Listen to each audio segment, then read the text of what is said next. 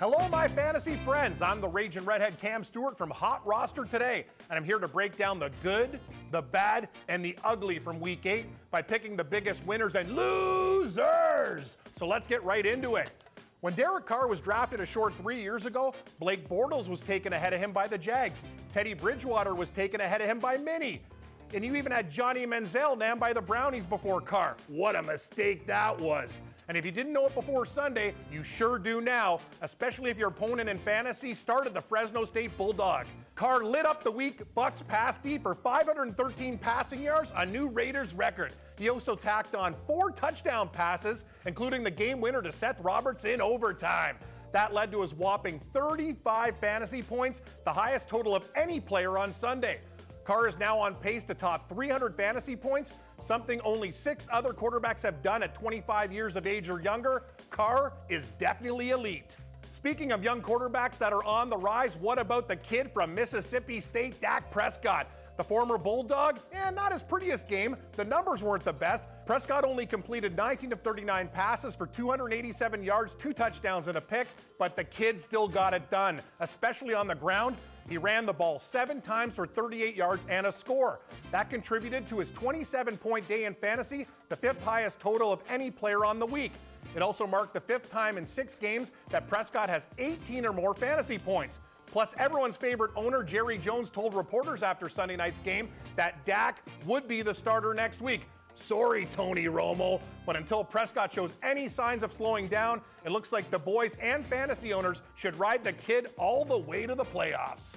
Sunday seemed to mark the return of tight ends to the world of fantasy relevance, and no 2 guys were a better example in that than Tyler Eifert of the Bengals and Gronk of the Patriots. First, Eifert did his deed in London, catching 9 passes for 102 yards and a touchdown. He finished with 16 fantasy points. The game was Eifert's first where he was fully healthy, and along with that came plenty of snaps and a career-high 12 targets.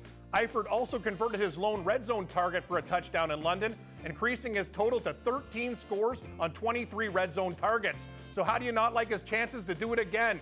Meanwhile, back in America, Gronk was showing why he is such a beast. The big man had 5 receptions for 109 yards and a score, which came off the 53-yard catch and run.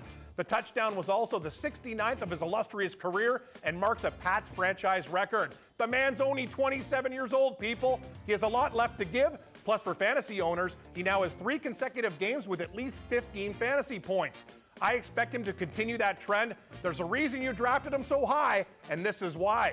Also, Jordan Reed and Travis Kelce were amongst those who had rounded out big days for the tight ends. Maybe there wasn't a more critical play in Week 8 than Mark Ingram's fumble against the Seahawks in New Orleans. Sure, the play happened in the first quarter at the 7:53 mark, and it really wasn't that terrible. It did lead to a touchdown, though, but for whatever reason, we never heard of Mark Ingram again on Sunday. It seemed the fumble was the reason he was banished to the Saints bench, collecting that Superdome dust while riding the pine. Of the next 31 rushes the Saints had, they fed Tim Hightower 26 times and Daniel Leskow 5. Ingram, who finished with 3 rushes for a negative 9 yards, plus the fumble, contributed to his -2 day for fantasy owners. Ouch! That total marked the worst of his 69-game NFL career.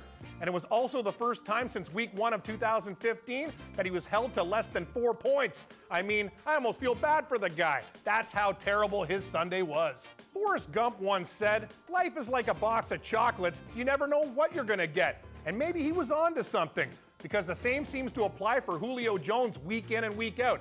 There's no denying the Alabama product is supremely talented, but his erratic play has got to be frustrating for his fantasy owners. This weekend against the Packers, we saw the bad Julio as he only caught 3 passes for 29 yards, marking the 3rd time this year he's been held to under 3 fantasy points. During the game, Jones had his fair share of trouble because of an ankle injury, and he only saw 1 target in his final 36 minutes. But still, fantasy owners must be worried that come playoff time, this guy might actually drop the ball. He might lead all wide receivers with 105 fantasy points this season, but we need more consistency, Julio. Come on, man.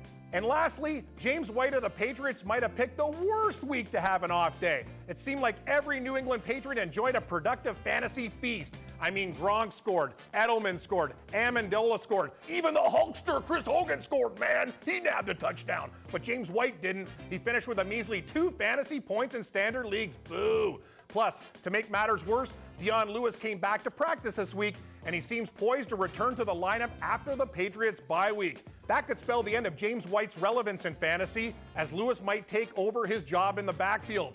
And games like Sunday are only going to give Bill Belichick more of a reason to make a change. So shame on you, James White. Don't let yourself down, and more importantly, don't let your owners down.